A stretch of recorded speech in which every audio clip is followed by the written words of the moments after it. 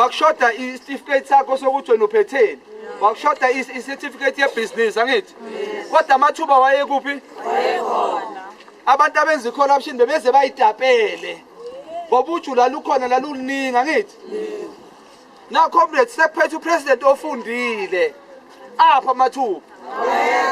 ama-CK waphethe ezandleni upresident ofundile uphethe apha amathuba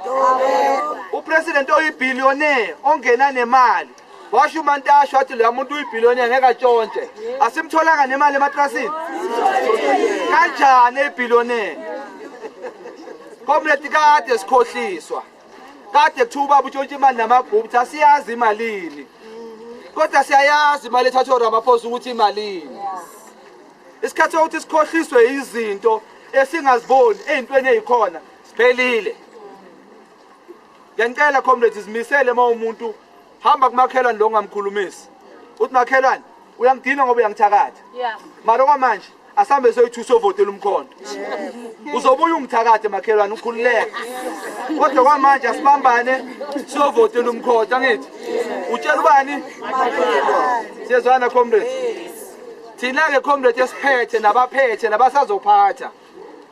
ubalekile ukuthi ilunga lomkhonto malikhala lilalele bangikwatele ke comrades eKZN ama leaders amanye